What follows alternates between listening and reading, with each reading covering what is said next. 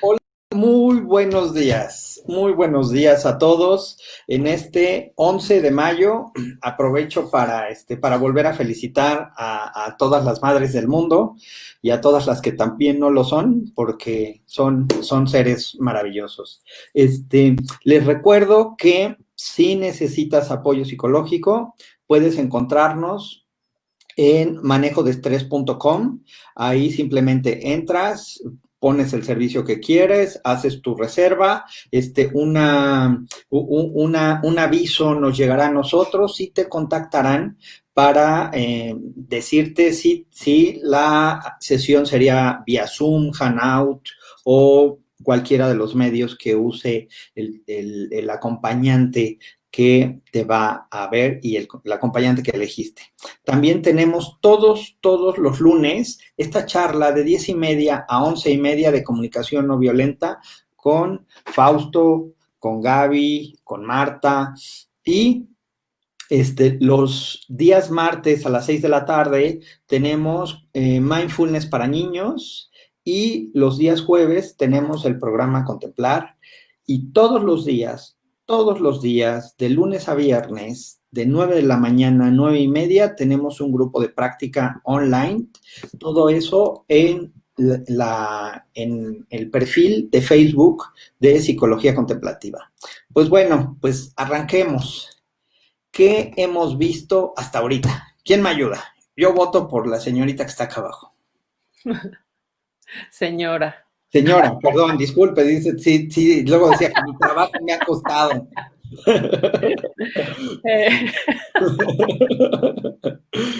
Bueno, yo voto por la señora que Buenos está acá días, abajo. buenos días a todos. Pues hemos visto hasta hoy esta práctica de conectar con lo que está vivo en nosotros. Como hemos platicado, la comunicación no violenta habla de que es un lenguaje de vida, un lenguaje que está a favor de la vida, apoyando la vida. Y la vida en nosotros se expresa a través de lo que sentimos y lo que necesitamos. Entonces hemos estado practicando desde identificar qué sentimos, cómo nombrarlo, con la ayuda de nuestras listas y qué necesitamos, que la necesidad es el centro, por lo cual todo hacemos para cubrir una necesidad. Y hoy vamos a empezar a hablar de, bueno, y hemos platicado de que son 4 pasos prácticos para la comunicación no violenta, que es la observación, que es de lo que vamos a hablar hoy, después, que es la situación que me afecta, después, qué siento, después, con eso que estoy sintiendo, es ir a checar, ok, me siento así porque necesito, y lo que necesito son las cosas que son importantes para mí, las cosas que valoro. Y después vamos a la petición que quisiera yo pedir. Entonces, dentro de estos 4 pasos hemos visto qué sentimos, qué necesitamos y hoy vamos a ir a la observación, que es la situación que no me hace feliz o que me afecta. Listo. Wow, pues qué interesante. Y bueno, ¿y qué es la observación? Este, Mira, mucho de en lo que se basa la CNV es que a veces pensamos o sentimos que nuestra forma de comunicarnos no es violenta. Es decir, que no hay gritos, no hay malas palabras, no hay jaloneos físicos. Entonces, ¿por qué se llama, no violenta si pues, realmente no era violenta? ¿Por qué le tengo que quitar la violencia si yo creo que no era violenta? Y hay veces que nuestras palabras ofenden o hieren no solo a los demás, sino a nosotros mismos. Y a veces, o sea, en el sentido, digamos, opuesto, a veces alguien nos dice algo que igual no está con un tono de voz elevado, que no tiene una mala palabra, que no nos están maltratando, y sin embargo nosotros nos sentimos ofendidos o nos sentimos lastimados o nos sentimos que no nos pelan, o que no nos respetan, o que no somos vistos, etcétera. Un sinfín de cosas. Entonces, es donde la observación toma muchísima importancia, porque lo que nos ayuda es a separar el hecho concreto que está sucediendo de nuestros juicios, nuestras interpretaciones, nuestras expectativas, lo que pensamos, lo que nos imaginamos.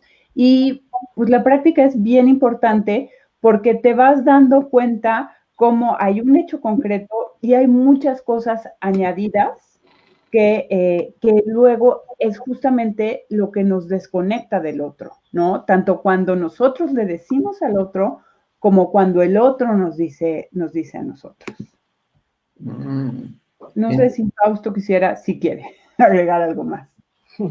A mí me gustaría agregar que entre comillas, la violencia, lo que podemos llamar violencia, puede radicar en el hecho que cuando me expreso, estoy dando por hecho frente al otro que mi versión de los hechos, que mi percepción subjetiva es la realidad absoluta.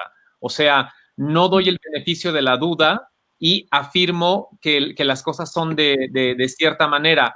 Y entonces ahí es como imponer mi verdad y mi perspectiva al otro como la verdad. Entonces ya me pongo yo en una jerarquía donde yo tengo la verdad, donde yo sé lo que pasó, donde yo sé cuáles son tus intenciones, y esa falta de horizontalidad es lo que podríamos calificar de violencia, aunque como bien dijo Marta, no tiene que ser gritado, no tiene que tener una altisonante, ¿no? El simple hecho de asumir que yo sé cuál es la verdad. Y entonces la observación entonces trata de presentar cuál es la evidencia sensorial en la que yo me estoy basando. Puede que tenga razón o que no, pero voy a presentar la evidencia lo más desnuda que pueda, ¿no? Para partir de un punto común con la otra persona. Wow, qué difícil, ¿no? Porque pues esto nos metemos hasta en un rollo filosófico, ¿no? De qué es la verdad y cuál es la verdad, y cada quien tiene su verdad, y existe la verdad y mi verdad, y todo ese tipo de cosas, y cómo llegar a este punto neutro, a este punto en donde no hago una generalización, ¿no? Porque a mí me ha pasado algunas veces, no sé si a ustedes, yo espero que no, en donde, por ejemplo, cuando era yo chico, mi mamá siempre generalizaba y decía, es que tú nunca, ¿no? O es que tú siempre, ¿no? Es que tú nunca tiendes tu cama, o es que tú siempre llegas tarde. Y la verdad es que no es cierto, ¿no? Pero cuando me lo decía así, era muy injusto y yo me sentía atacado, me ponía a la defensiva, de hecho ya no la quería escuchar, quería salir de allí o quería decirle de cosas y hay veces que sí se las decía, pero por lo regular no, pero cuando hacemos ese tipo de cosas, pues la verdad es que yo no quiero escuchar y yo no quiero contribuir y yo no quiero participar, y veo un impacto en esto. ¿Cómo hacerlo? ¿Cómo abordarlo?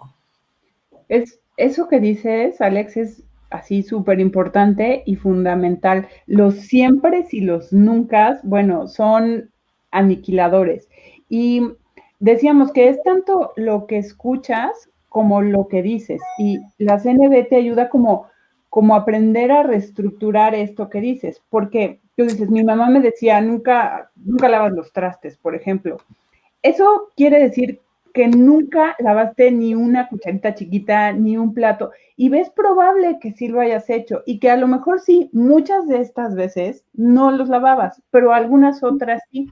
Entonces, cuando nosotros oímos de algo que probablemente no hacemos comúnmente, pero de pronto lo hacemos, que nos digan, nunca haces o siempre haces, lo que va a pasar es que nos vamos a conectar con las veces que sí lo hemos hecho y van a quedar como borradas, como minimizadas. Y entonces, por lo general, la sensación es, no me vieron, no me escucharon, no les importa lo que hago o no le importa lo que hago. Y eso, como bien decías, eso te desconecta y te quita cualquier gana de contribuir, cualquier gana de conversar. Y entonces, una vez sabiéndolo, qué es lo que te pasa a ti cuando oyes los nunca y los siempre, también puedes decir, oye, pues entonces tampoco voy a aplicar los nunca y los siempre, porque ya sé qué le pasa al otro ser humano cuando los oye, ¿no? Entonces es esta cosa que nos ayuda a reestructurar cómo escuchamos y cómo nos comunicamos con los otros. Eso en un primer lugar.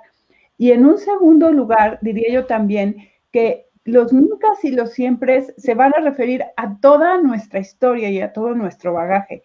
Y nos conviene más conectarnos con el presente. Entonces, es mejor hablar del hecho concreto, de los platos o de la cama o del calcetín de hoy, de ahorita, el que vi ahorita. Y entonces eso te conecta mucho más con lo que está pasando ahorita, porque si usamos un siempre o un nunca, pues a lo mejor yo voy a contestar, oye, no, aquella vez hace 5 años cuando no sé qué, yo sí lavé un plato. Y entonces la conversación se va a volver acerca de, ¿no? De si lavo o no lavo los platos y cuándo los lavo o cuándo hago o no hago mi cama, en lugar de lo que está vivo hoy en este momento, ¿no? Y también muy importante recordar que para la comunicación no violenta, y bueno, para nosotros lo que más importa es el vínculo, ¿no? Lo que más importa es nuestra relación. Entonces, más que, ¿no? ¿Quién tiene la razón? Y, ¿no? Fuiste tú, fui yo. Lo que estamos cuidando es nuestro vínculo. Entonces, como bien decías, Alex, hay palabras que lo que hacen, en vez de crear más confianza y más unión, lo que están creando es distancia, separación, ¿no? Desconexión, tanto de nosotros mismos como del otro, en nuestro vínculo. Entonces, esa es una forma en que nos podemos dar cuenta qué cosas sirven a la conexión y a la confianza y al cariño y qué cosas separan y crean distancia y que empieza a crear este modelo, este paradigma que platicábamos de yo estoy bien, tú estás mal, bien y mal. Y ahí es donde pues se empieza a hacer como una guerra, ¿no? Entonces aquí es más como estamos los dos juntos viendo la situación en vez de, ¿no? En vez de la situación y nosotros ahí. Sí, eso me hizo acordar mucho de cuando leí hace algunos años el libro de Dale Carnegie de cómo ganar amigos e influir sobre las personas, que decía que él en algún momento pues quería hablar sobre la verdad y tener la razón, ¿no? Y que se dijeran las cosas. Y se dio cuenta que cuando pasaba eso con su esposa, pues sí, ¿no? O sea, se aclaraban cómo eran las cosas, él siempre ganaba en ese sentido, pero ese triunfo, ¿no? Lo llevaba a que la esposa no le hablaba en una semana, ¿no? Entonces terminó cayendo en cuenta y diciendo, creo que esta es una batalla a la cual no debo de entrar, ¿no? En imponer quién tiene la razón o quién no la tiene, pues como que no va por allí, ¿no? ¿Tiene que ver con esto? Sí, pues como platicábamos la otra sesión, estos paradigmas, ¿no? De los cuales venimos y que estamos transformando justamente con este tipo de conciencias, ¿no? O sea, en vez de estar en esta de la competencia de o tú o yo, aquí es la cooperación y somos tú y yo y todos los demás. O sea, es una visión inclusiva y no una visión esta de dominación, ¿no? De que uno está arriba y, y, y ese es el paradigma de donde venimos y que todavía vivimos y que nos lo hacemos a nosotros mismos, ¿no? Entonces vamos a platicar un poquito más sobre cómo en la observación está metida todo este viejo paradigma, ¿no? De juzgar, de etiquetar, y por eso es muy, muy cuidadoso el cómo expresamos las cosas. Entonces, no sé si mis compañeros, alguien va a empezar a compartir sobre el tema, pero esto es una cosa muy delicada que es importante, ¿no? Como realmente aplicarla y entenderla, porque aquí es donde se mete esa agresión, ¿no? A la hora de hablar. Yo tenía, bueno, sé que Marta tiene algunos ejemplos como para practicar un poquito y ver las diferencias. Yo tenía un ejemplo y no sé si les parece un buen momento para ponerlo y que lo desmenucemos como un primer ejemplo, ¿no? Entonces, aquí, bueno, lo que estábamos diciendo, no sé, Martu, no sé si quieres decir primero lo de cómo lo vio la cámara, ¿no? O que es una cuestión sensorial, para que tengamos una base para distinguir qué es una evaluación y qué es una observación. Sí, claro que sí. Hay un ejercicio que justamente así le pongo, como lo vio la cámara, que a mí me encanta y me parece de gran ayuda para este tema de la observación. Y es una cámara, pues generalmente es visual, ¿no? Pero realmente es una cámara sensorial, porque puedes oír, puedes oler, puedes sentir, pero como lo vio una cámara es, a ver, tú vas a describir una situación, descríbela como lo vio la cámara. Entonces, remontándonos a este tema de los trastes o la cama, si yo digo, es que tú siempre dejas los trastes sucios o nunca los lavas, yo no sé si tú realmente los dejaste sucios. Yo no lo vi, yo no estaba ahí. Lo que puedo ver es que en la cocina hay 2 platos, 3 cubiertos, un vaso, y que no están lavados. Pero ahí estoy hablando de lo que yo veo, de mi percepción, y no le estoy imputando al otro que lo que está pasando y que lo que yo veo, que lo que yo percibo, tiene que ver con algo que el otro hizo. Y aquí entra como el decir, oye, pero pues si nada más vivimos él y yo, y pues siempre lo hace y estas cosas. Pero ahí me regreso a lo que decíamos al principio. Si yo le voy a decir a alguien, es que tú siempre haces, el otro va a sentir una carga enorme que lo va a desconectar, que va a sentir que lo estoy culpando, que le estoy reclamando, que como dice Gaby, que quiero tener poder sobre él. Entonces, si yo tengo esta conversación a partir de lo que yo observo y de lo que pasa en mí, es mucho más fácil que el otro la reciba. O, por ejemplo, si alguien está cocinando y yo llego y le digo, es que apesta, pues apesta es para mí porque no me gusta el olor de X. Si le digo, oye, es que cuando yo percibo el olor, qué sé yo, de el brócoli, la mantequilla, lo que sea, estoy hablando de lo que pasa conmigo, con mis sentidos. Y por eso decía que la cámara es sensorial, porque yo huelo y yo percibo, pero no apesta, o sea, no para todo mundo apesta, sino para mí es un olor fuerte que me cuesta trabajo recibir, en fin, etcétera. Pues si yo llego y le digo al otro que lo que estás haciendo apesta, pues ¿cómo se va a sentir el otro, no? En cambio, si yo hablo de que para mí es difícil, es más fácil que lo reciba. Y podemos luego volver ejercicios ¿no? De cómo lo vio la cámara. Por ejemplo, eres un cochino, eres un mentiroso, eres un irresponsable, eres un grosero. Todo eso desconecta y habla del otro. En cambio, si yo digo cómo me siento cuando veo tal o cuando oigo tal, cuando experimento tal, hablo de mí y entonces es menos probable que me desconecte del otro. Una pregunta aquí en este sentido antes de darle pie al comentario de Fausto. Entonces, ahorita que lo estaba escuchando, una generalización puede ser agresiva y cuando la discriminamos y nos vamos al evento específico, eso lo hace menos agresivo dependiendo de cómo lo estoy diciendo, pero la generalización por lo regular es agresiva. Pues lo que pasa es que la generalización omite, digamos, omite lo que hubo diferente dentro de la generalidad, ¿no? Esto que decíamos de los trastes, de siempre llegas tarde, estas cosas como que las cosas que son diferentes a llegar tarde, pues ya las estoy omitiendo. Entonces, al yo omitir algo que alguien hizo alguna vez, que seguro lo va a recordar, a lo mejor yo no, pero a lo mejor la persona sí, se va a sentir o desvalorada o se va a interpretar desvalorada o no vista o no reconocida. Y eso, no tanto la generalidad, pero esa interpretación que le va a dar a lo que yo dije es lo que seguramente lo va a conectar.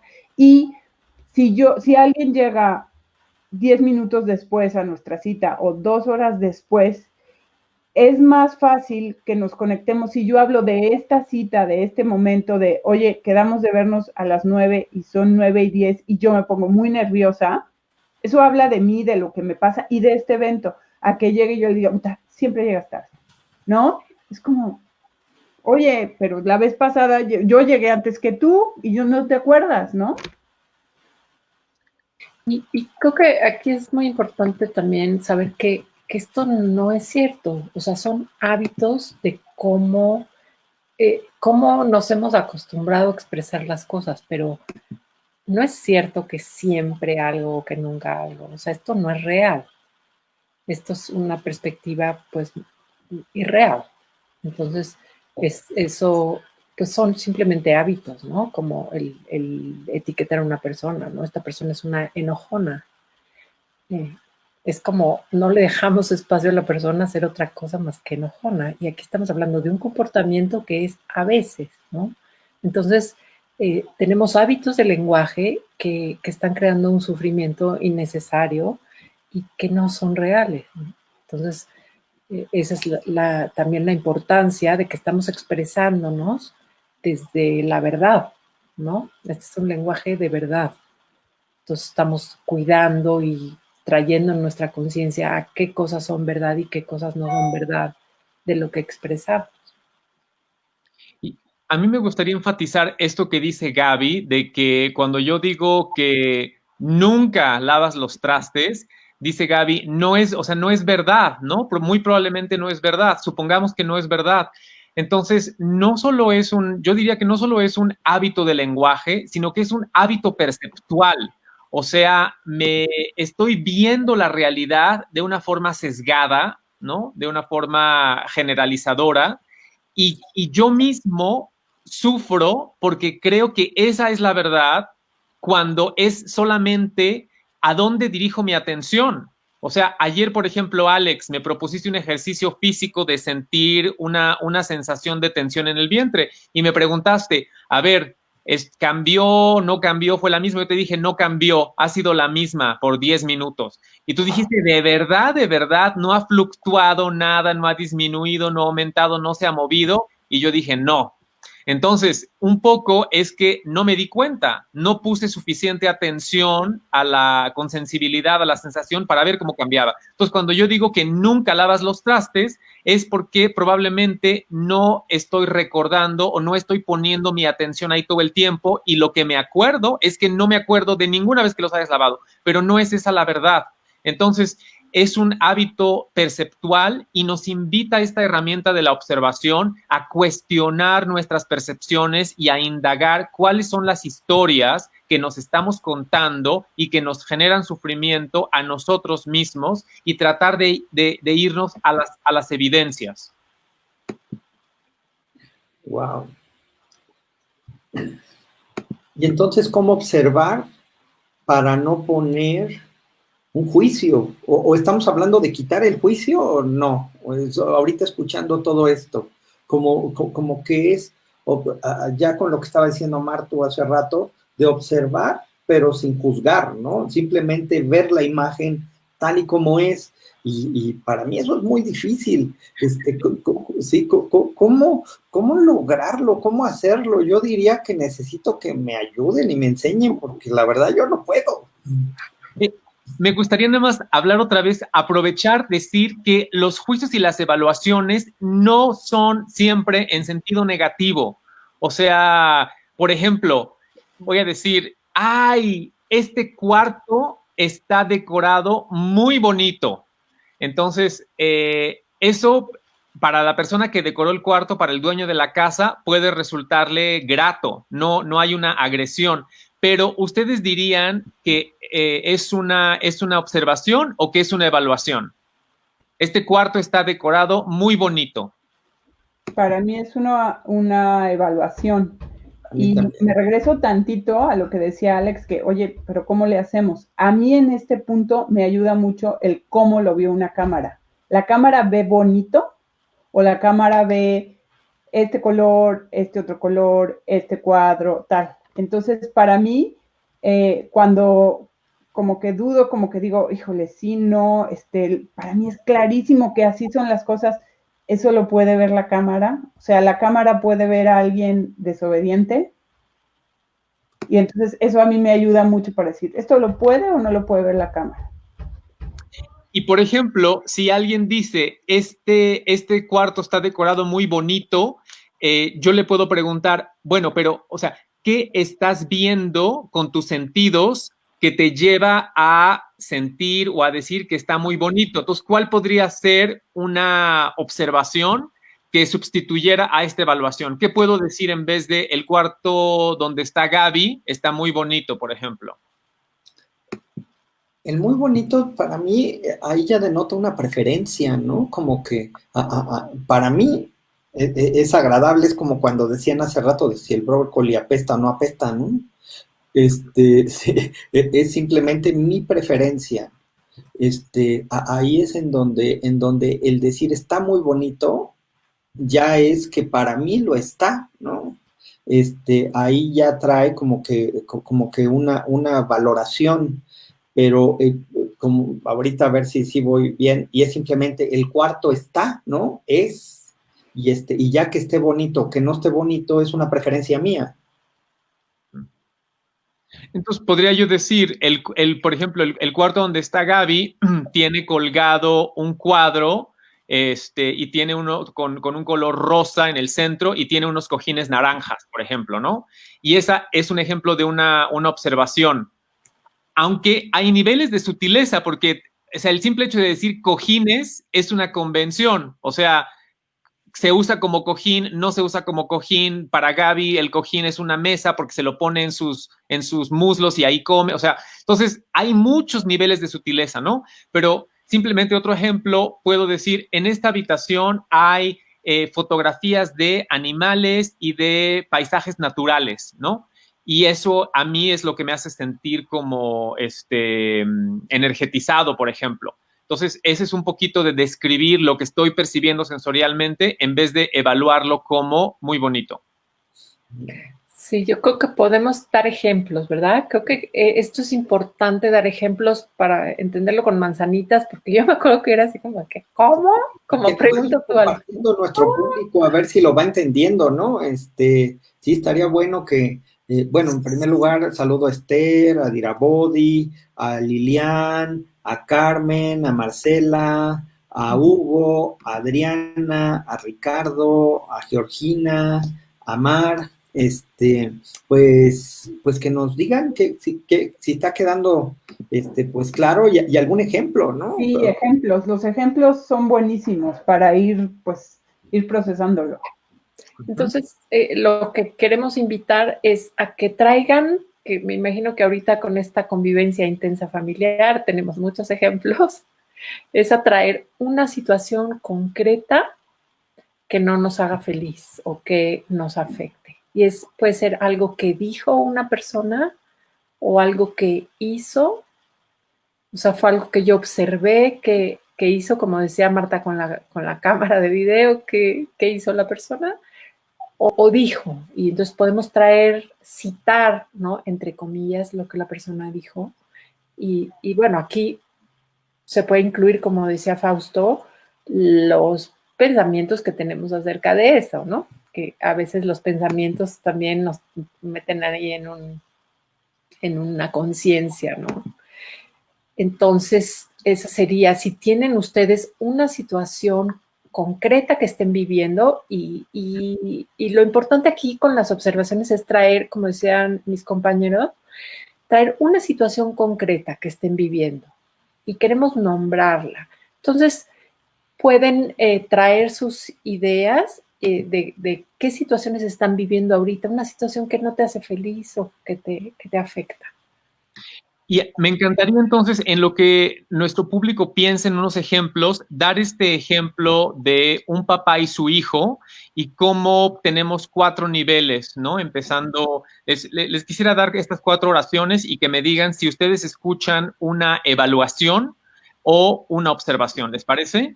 ¿Sí? Entonces, la primera es, un papá le dice a su hijo, le enseña una boleta de calificaciones que le acaba de llegar de la escuela y le dice, me mentiste sobre tu calificación.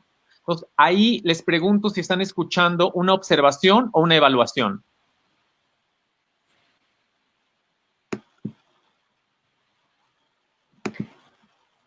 Pues a mí me parece que hay una interpretación, ¿no? O sea, como el hecho concreto, no sé cuál sea, qué fue lo que sucedió, que si el papá se enteró de la calificación y está interpretando que el hijo está mintiendo, ¿no? Habría que preguntarle primero, oye, ¿sabías que tienes esta calificación? Entonces diríamos que cuando dice me mentiste, sería una evaluación porque está asumiendo, ¿no? Sin preguntar, sin saber más, está asumiendo que el hijo sabe cuál es la calificación y que a propósito no dijo la verdad, ¿no? Engañó. Entonces sería por eso una evaluación, ¿no? Y en el siguiente nivel, el papá ya le dice, le muestra la boleta y le dice, lo que me dijiste sobre tu calificación no es cierto. ¿Escuchan ahí todavía una evaluación? Estamos viendo aquí en los comentarios. Hola, Elena. Que Elena dice que es una evaluación y Claudia Sánchez también. Okay. Bueno, eso fue del anterior, ¿no? Y ahora con este nuevo. Le enseña la boleta en la mano y le dice, mira, lo que tú me dijiste de tu calificación no es verdad. ¿Escuchan ahí todavía algún grado de evaluación, forma de juicio que hay ahí?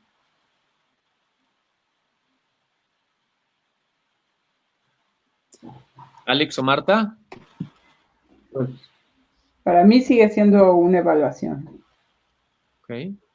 Y aquí es porque el papá está asumiendo que lo que dice la boleta es lo correcto. O sea, no cuestiona, por ejemplo, que pueda haber un error en la boleta, o sea, que el hijo le hubieran dado su calificación en un momento, se lo hubieran dicho oralmente, por ejemplo, y que a la hora de entregar la boleta hubo un error. No da el beneficio de la duda y no se cuestiona. Asume que la boleta es la que dice la verdad y que el hijo mintió. Entonces, esa presuposición, digamos, es una forma de evaluación, ¿no?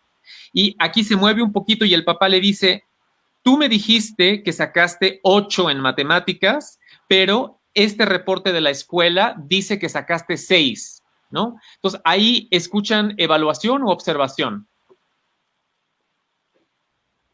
¿Lo puedes repetir, por favor? El papá le dice al hijo, ¿no? Le dice, tú me dijiste que sacaste 8 en matemáticas, pero esta boleta dice que sacaste 6. Pues ahí le está diciendo lo que ve, ¿no? En las otras había cierta evaluación, cierto juicio, y aquí veo nada más una descripción de la comparación de lo que le dijo el hijo versus lo que ve, ¿no? Y Claudia dice que es observación, Ángeles dice que es observación, y Mar dice que es observación, y Elena dice que es observación. Ya llevamos 4 si fuera votación, en una de esas si fuera democracia. Si fuera democracia sería observación. Sí, sería observación, sí.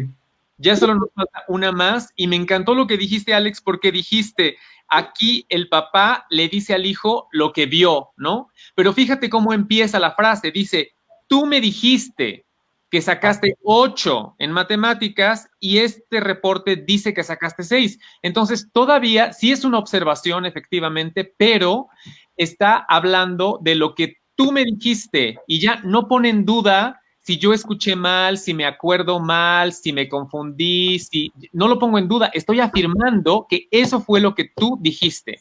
Entonces, quisiera invitar a escuchar el último ejemplo que dice, el papá le dice, en vez de todo lo anterior, le dice, te escuché decir que sacaste 8 en matemáticas, pero ahorita estoy viendo que este reporte dice que sacaste 6, ¿no? Entonces, ahí el papá no está juzgando si el hijo mintió, si no mintió, si el reporte está equivocado, si está correcto, simplemente está diciendo una evidencia. Lo que yo escuché y hasta donde yo puedo recordar ahorita, yo te escuché que sacaste 8 en matemáticas y ahorita con mis ojos estoy viendo que esta boleta dice que sacaste 6. Entonces me gustaría hablar al respecto. Estoy confundido por la discrepancia, quiero saber qué pasó. ¿Tú sabes qué pasó? ¿Me puedes contar? Entonces, ya, tenemos un ejemplo de observación. Mira, Claudia dice que asume que el papá está sobrio. Bueno, esperemos que no haya mucho, pero creo que estamos hablando tal vez que es ecuánime, ¿no? Y pues bueno, en ese sentido, ahora que hablas sobre esa palabra de tú me dijiste y observo, el tú me dijiste entonces todavía trae una carga de, de juicio y de evaluación, ¿es pregunta? O ya no, y si es sutil. A mí me gustaría contestar esto. Más que traiga carga de juicio, porque ya la tercera vimos que se acercaba muchísimo a la observación, pero efectivamente traía el tú me dijiste. Y aquí lo que pasa en la observación es que cuando reportamos, si reportamos desde mí, no dejamos pie a que el otro, como decimos, se sienta agredido, discuta, rebata, sino que estoy hablando de mí. Si yo fuera el hijo, por ejemplo, y a mí me dicen, tú me dijiste, yo puedo decir, no, yo no te dije. Y entonces igual ahí la conversación se va al si yo te dije o no te dije y si me dijiste y estábamos en no sé dónde, pero mira qué tal. Entonces, si yo digo, yo recuerdo haber oído tal, ahí el otro no está implicado. O sea, está implicada la situación y danzamos en la situación, pero de todo lo que hablo es de lo que yo vi, lo que yo recuerdo, lo que yo escuché, lo que yo siento, lo que yo necesito. Entonces, al estar hablando de mí, poco a poco, el otro se siente, digamos, se deja de sentir invadido, se deja de sentir cuestionado, se deja de sentir como con los reflectores encima y entonces puede voltear a ver lo que yo estoy diciendo. Y para mí esta sutileza de hablar de mí es un regalazo de la CNB porque sí hace la diferencia en la conversación y de estar en una conversación, digamos, reactiva. Cuando yo digo, el otro me contesta porque así estamos acostumbrados a reaccionar, así reactivamente y en automático, se empieza a volver una conversación de lo que yo siento, de lo que yo percibo, de lo que yo incluso me imagino, pero yo estoy hablando de mí. Y por eso la sutileza, pero es toda la diferencia. Claro, y es como tomo responsabilidad de lo que yo estoy sintiendo, ¿no? Yo soy responsable por lo que yo siento. Como hemos platicado, podemos tener a 10 personas viviendo la misma situación y cada una la va a vivir totalmente diferente. Entonces, yo soy responsable porque yo siento, porque yo necesito. Nos están aquí haciendo una pregunta bastante poderosa. Dice, ¿y ustedes tienen hijos? Complejo con los hijos, ¿verdad? Justo hablábamos de eso al principio, ¿no? De que creo que no, aquí ninguno de los 4 tiene hijos humanos. Hijos humanos, exacto. Hasta hoy. Hasta hoy. Tenemos otros vínculos, pero sí. Y hemos sido hijos también. Eso sí. Yo entiendo el punto de si tenemos hijos, no, pero sí tenemos otro tipo de relaciones, ¿no? Y pues al final es como buscar la comunicación desde el corazón. Y creo que pues con los hijos es de lo más, pues de los lugares o de las relaciones donde más queremos tener esta comunicación y esta relación desde el corazón. Y lo que sí, pues hemos acompañado a papás e hijos en estos procesos, ¿no? Y sabemos que este es un planteamiento revolucionario porque es un cambio de paradigma, o sea, realmente es un profundo cambio de paradigma. Y no sé, platicando todo esto, me venía como cuántas frases hemos oído en la calle, sobre todo en México, bueno, no sé, seguramente en países que ha habido como mucha conquista y dominación, en especial, que podemos oír en la calle estos comentarios que te rompen el corazón, ¿no? Así de, eres una chillona. Yo me acuerdo una vez en el mercado de Tepoztlán que de plano sí me tuve que intervenir, estaba toda la familia diciéndole a una niña chiquita, qué chillona, eres una chillona. Ay, mira, qué chillona eres, no sé qué. O sea, el impacto, imagínate toda tu familia, y eso lo vemos en la calle todos los días, ¿no? Todos los adultos riéndose de un niño, ¿no?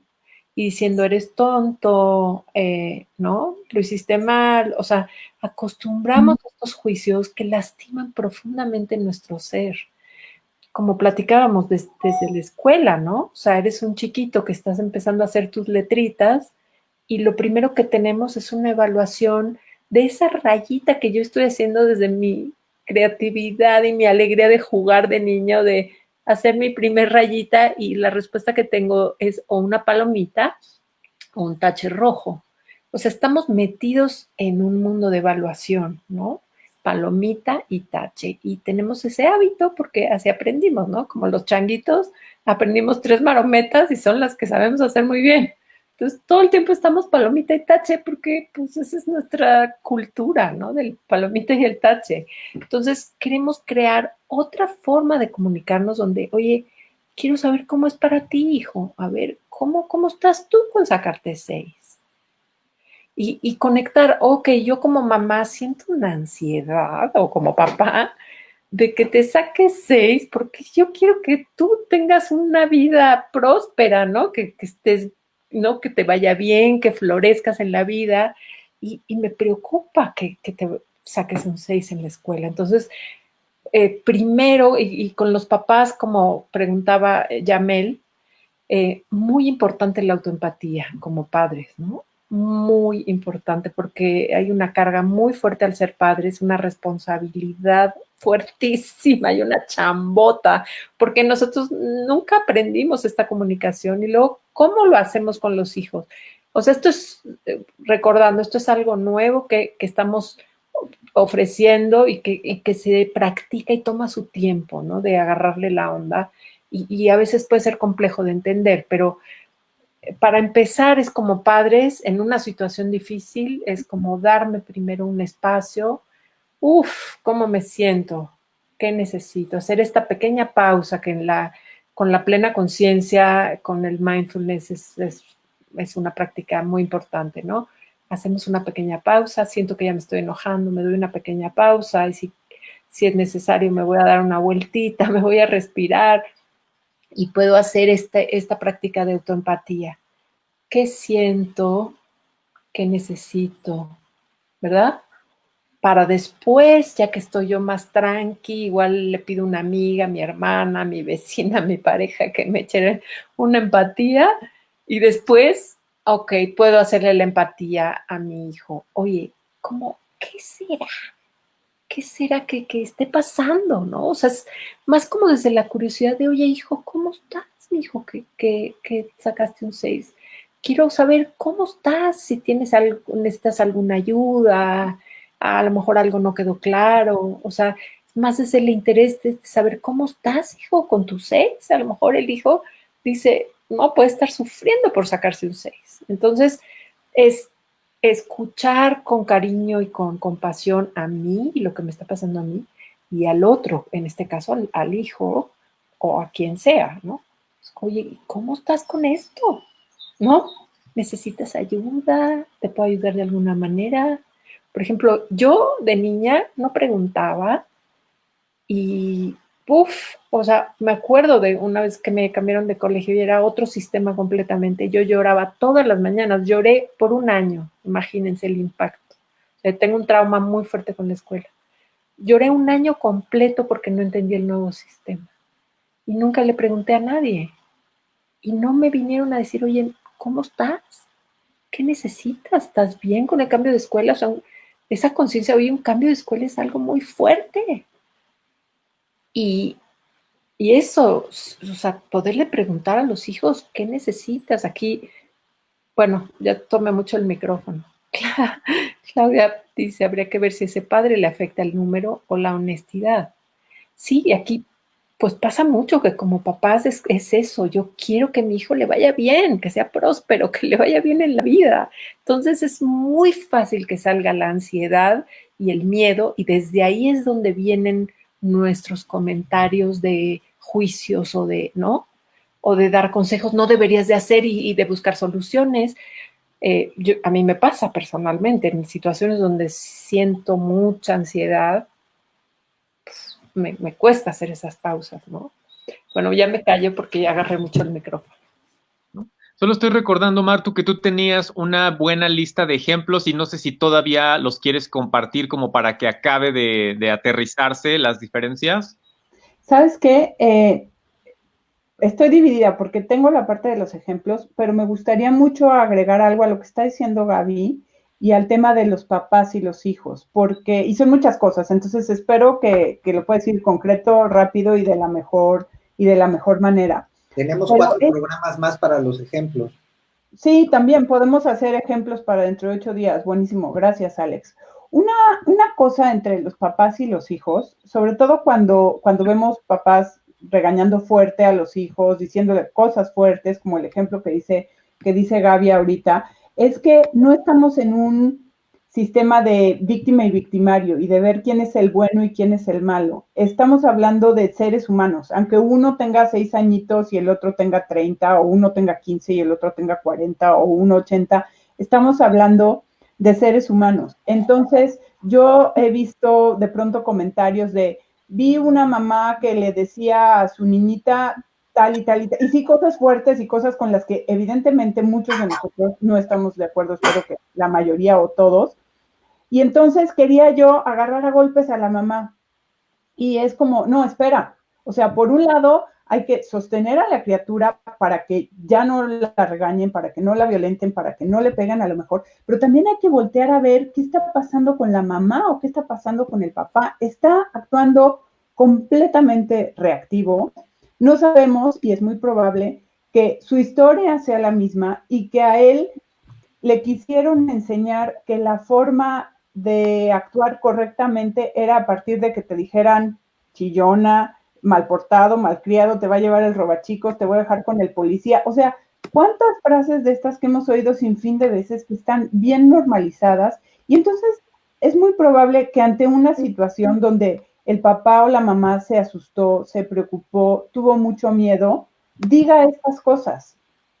Entonces es como los dos seres humanos, ¿por qué están pasando? Evidentemente, cuando hay alguien más débil, pues sí, rescatarlo, digo, o tomarlo o ayudarle para que ya no siga recibiendo violencia, pero también, o sea, el victimario, que en este momento vemos como el victimario, que en CNB no vemos a nadie como victimario, es como, a ver, ¿tú por qué estás pasando? ¿Tú qué necesitas? ¿A ti qué te pasó? ¿No? Y cuando hay una situación así y esta persona que está reaccionando se siente vista, hay algo que se relaja, hay algo que se calma, ¿no? Entonces, esto es lo que estamos cultivando. Y tengo un ejemplo muy claro que vi hace poco, que una mamá, ¿no? Que le decía a una niñita, es que si no, no sé qué, un condicionamiento, te voy a dejar con el policía o te dejo con el señor, una cosa así, que a mí me pareció una barbaridad. Y dije, lo que implica en una criatura chiquita, que te digan que te van a dejar con quién sabe quién, o sea, el miedo que implica eso, pero pensaba, seguro a la mamá, también su mamá le dijo, si no haces tal cosa o si sigues haciendo tal cosa, te voy a dejar con el policía. Y al cabo de los años, ella se dio cuenta que no le van a dejar con el policía, entonces para ella le parece una forma natural de educar a su hijo, aunque sea una barbaridad, porque no hemos reparado en que hay otras formas, ¿no? Sí, y estas son viejas maneras de a través del miedo, la culpa, la vergüenza, es que queremos como forzar a que una persona haga algo, ¿no? Y con los niños se usa mucho. A través del miedo el niño se asusta y el niño va a hacer lo que yo quiero que haga. Y en la nueva forma, la propuesta es, obviamente que nos toma más tiempo, ¿no? Sentarnos a platicar y a dialogar, como decía Marta, como seres humanos. ¿Y eso qué hace? Empodera a los niños, los fortalece, los hace más capaces de tomar decisiones, de pararse desde su verdad, desde su poder. Y desde la otra manera es desde el miedo, desde la culpa, o me da vergüenza porque entonces ya tengo todos estos juicios. Entonces, desde hacerme chiquito y hacerme deshumanizarme, entonces hago las cosas, pues estoy desde este lugar desempoderado. Y después estamos viendo estas situaciones tremendas, ¿no? De cómo, no, cómo están los vínculos, ¿no? Con las mujeres, con los hombres, de personas que no pueden hablar, que no pueden tomar su poder, que no pueden expresarse. ¿Por qué? Porque es la cultura en la que crecimos. Nos quedamos callados porque hay miedo ante estas amenazas que son muy, muy tradicionales, muy habituales, ¿no? Y los niños, claro que responden, ¿no? O sea, si no haces la tarea, te voy a quitar tus juguetes, no vas a salir a jugar con tus hermanos. Entonces, así como, uy, ok. Pues entonces, la pregunta que hace Marshall Rosenberg, ¿por qué quieres que sea el motivo por el cual las personas hagan las cosas? ¿Que lo hagan desde la alegría de hacerlo o que lo hagan desde el miedo, la culpa o la vergüenza? Y pues yo no quiero que hagas nada por esos motivos, ¿no? Yo quiero que hagas las cosas desde tu libertad, desde tu alegría de cooperar. Mira, Adriana Gallegos, hola amiga, este, dice, estos ejemplos me hacen recordar que yo decía, yo criaré diferente a mi hija. Sin embargo, me ha pasado que en el inconsciente dices cosas que me dijeron y conscientemente ya no lo quería decir. O sea que como que se monta el piloto automático y ahí vamos, ¿no? Esto tiene que ver, yo creo que con la cultura familiar, con la cultura social, ¿no? También todo eso está ahí impregnándonos y está sesgando y filtrando pues todo nuestro comportamiento de manera automática, ¿no? Y por eso es muy, muy importante así como toneladas de compasión y de amor a uno mismo, ¿no? Sí. Como el primer niño o niña a tratar con amor es a nuestra niña interior, ¿no? Porque pues crecimos así. Entonces es como traer compasión y compasión a nuestros padres y a nuestros abuelos y a nuestros bisabuelos. O sea, eso viene de generación en generación bajando y todos hemos sufrido. O sea, es parte de nuestra cultura. Entonces ahorita la propuesta pues es traer algo nuevo, pero vamos a traerlo desde el amor, porque si nos empezamos entonces a juzgar a nosotros porque, ay, mira cómo lo estoy haciendo mal. Y ya sabemos cómo son los fuertes los hábitos, ¿no? Por eso así estas pequeñas prácticas de respirar y de plena conciencia nos ayudan a hacer un poco de espacio y sobre todo es mirar con compasión, ¿verdad? Mucho amor, mucho, mucho amor y comprensión, porque así fue como crecimos todos. Creo que hay poca gente que haya crecido diferente, ¿no? Sí. También hay un comentario de Claudia Sánchez que me gusta mucho. Dice, exacto, no perder de vista que el padre no lo hace porque no quiere, sino se atraviesan muchos otros sentimientos implicados en la crianza. Claro, hay una alta expectativa propia y de los demás para los papás, ¿no? Y obviamente lo que quieres es el bienestar de tus hijos y, como dice Gaby, que les vaya bien y que florezcan. Y entonces, si ves que algo no va por ahí, pues eso todo lo que genera y sale el piloto automático. Pero la buena noticia es que hay formas y hay maneras. Sí, y estar en el mismo paradigma es seguirnos juzgando y calificando y, ¿no? Eso seguimos en el mismo paradigma del bien y mal y del juicio. Entonces aquí traemos como qué está vivo en mí, cómo me siento, qué necesito y, ¿no? Y extraer ese amor. Ese es el nuevo paradigma. La compasión, el cariño, la comprensión. Entonces me surge... nuevo, y todo el juicio es lo viejo. Me surge otra pregunta. Entonces, la observación no tiene nada más que ver con observar el hecho externo, sino también con observar todo el movimiento interno y observar, pues, hasta cómo pues, venimos cargando por generaciones y generaciones familiares y culturales estas limitaciones o estas fortalezas que están siendo heredadas pues de una generación a otra. Y entonces se trata de observar, pues más que de manera muy puntual el evento, sino de abrir el panorama, posiblemente, ¿no? Como que ver el bosque y no nada más los árboles. ¿Qué dirían sobre esto, Fausto?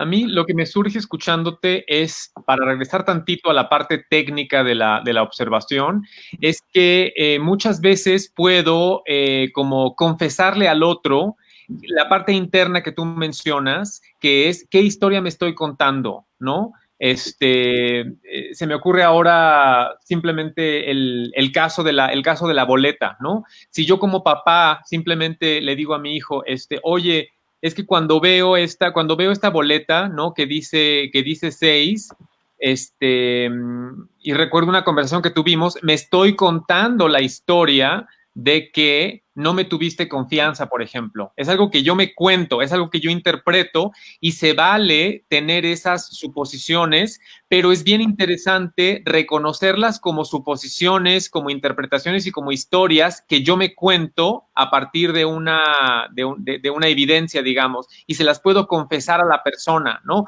Oye, cuando tú no me preguntas mi opinión al respecto de esto, yo me estoy contando la historia de que no te importa, ¿no? Y ahí estoy poniendo las dos cosas, la evidencia sensorial que yo tengo y el estado interno que a mí me viene como consecuencia. Wow. La pregunta de Lourdes es muy importante. Sí. Yo creo que ya surgió algo en Lourdes y que por eso lo está preguntando. Mira, me sonó muchísimo porque yo tuve una muy buena amiga por muchos años, pero que hasta los 30 años todavía el papá le decía, te voy a inyectar. Y mi amiga le tenía terror a las inyecciones, cosa que más allá del tema del castigo y de voy a infligir algo que físicamente te va a doler, me parece peligroso porque si hay una emergencia, pues la resistencia a la inyección no ayuda a la emergencia, ¿no? O sea, específicamente con el tema de la inyección. Pero es un tema un poco de amenaza, porque además no lo puedes estar inyectando y picoteando, o sea, y eso qué va a resurgir en el niño.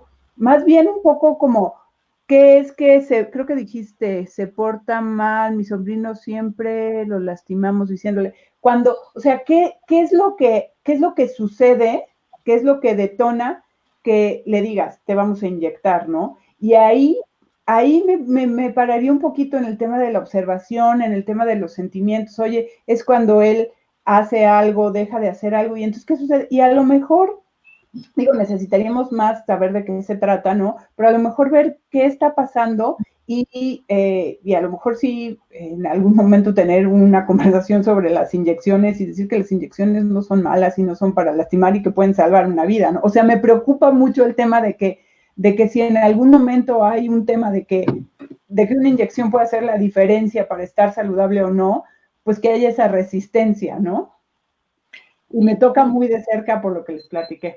Sí, y estamos ya por cerrar, pero me parece que esta es una aportación, gracias Lourdes, muy importante para continuar la siguiente sesión, ¿no? Como gracias por compartir esto. Y vamos a continuar la próxima sesión porque esto es un tema muy importante. Pues muchísimas gracias chicos, se nos fue el tiempo volando, y muchas gracias a nuestra audiencia que hoy participó tanto, de hecho creo que la hizo bastante dinámica y bastante rica, esperemos seguirlos teniendo así, muy participativos, y aunque nos hacen romper el esquema teórico, pero creo que este es más rico porque vamos viendo pues casos personales y casos particulares, y creo que que me pareció una sesión muy completa, muy linda, y pues en una de esas seguimos hablando sobre observación en la siguiente sesión y retomamos los comentarios, y pues muchísimas gracias Fausto, gracias Gaby, gracias Marta. ¿Tienen alguna palabra con la cual cerrarían el día de hoy? Percepción. Conexión. Yo me siento conmovida por la participación de ustedes y por todos sus comentarios, y que hagamos esto algo práctico, más de una palabra. Sí. Nos vemos el próximo lunes. Sí, y yo me quedo con una palabra para mí que es responsabilidad, ¿no? La responsabilidad personal de uno y hacia otros, de darme cuenta de cómo estoy diciendo las cosas, desde dónde lo estoy diciendo, y pues aportar al bienestar de quien está conmigo y a mi propio bienestar, para soltar esa violencia que está ahí permeada y luego muchas veces no lo veo. Muchísimas gracias, nos vemos la otra semana. Gracias, hasta luego. Un abrazo. Gracias por sus comentarios.